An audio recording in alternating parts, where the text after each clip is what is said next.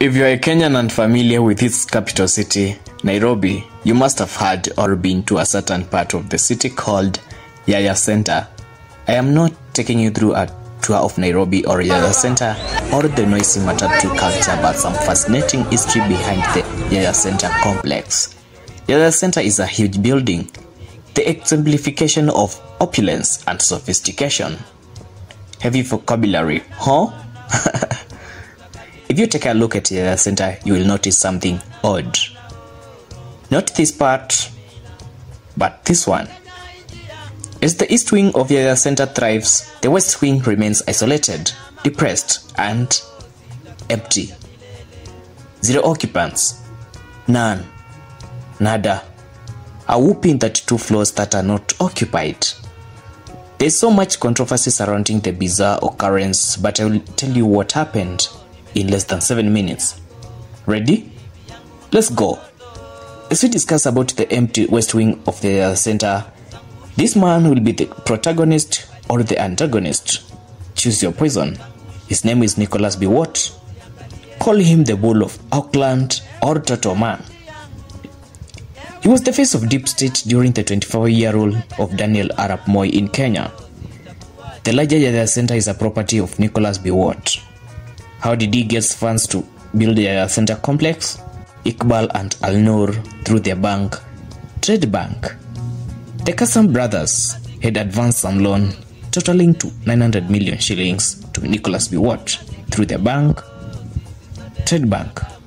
In Africa, politicians have a tendency of not paying back what they take from others, whether borrowed or forcibly acquired. And when you are a politician close to the president, the appetite grows twice or even tenfold. The credit facility brought Trade Bank to its knees, and the Kasam brothers could not wait and see their sweat go into waste. They had to take back their money from Nicholas Biwott. And this is how they did it. They took a loan from Deposit Protection Fund to build the Trade Bank building. According to their claims in quotes, constructing the building would help them manage their loan book better and recoup the non-performing loan which they had advanced Nicholas Biwott. Am I going too deep into banking? Oops, my bad. Let's get back to history. Although the brothers had taken a loan to construct the Trade Bank building, they attached the land around Yaya Centre, which is owned by Nicholas Biwott, as the collateral for the loan. Nicholas Biwott learned about this plot early and chased them like stray dogs. They fled to Canada empty-handed. Nicholas Biwott, who was married to a Jewish woman and became friends with another shrewd businessman called Gad Zivi, would use their wits to not pay back the money. Biwott would use the remainder of the 900 million shillings advanced to him earlier on to share with Zivi. Zivi would bring his friend in quotes and Israeli companion into the business partnership, and they would start the construction of the Yaya Centre Complex. However, Zivi felt that Biwott was trying to shortchange him in their dealings. As such, he would bring another Israeli by the name David Kimche into the mix. Biwott would later on learn that Aharoni and Kimche were Israeli Mossads or spies. This was a dangerous duo that could annihilate him at any moment. Fearing for his life, Biwott stopped meeting these Israeli business partners. He was even afraid of his own shadow. In functions, he never ate any food served to him. If he had to, then he would only eat what was served to the ordinary people.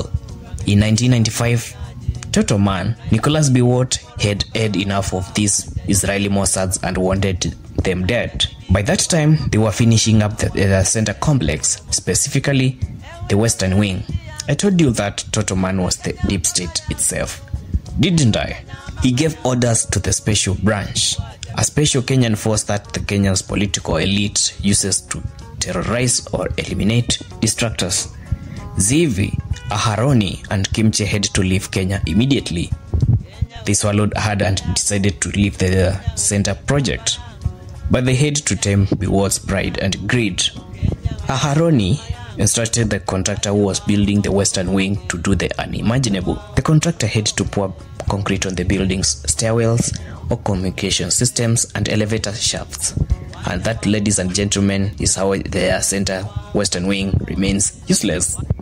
If you enjoyed this video, consider liking, commenting and sharing.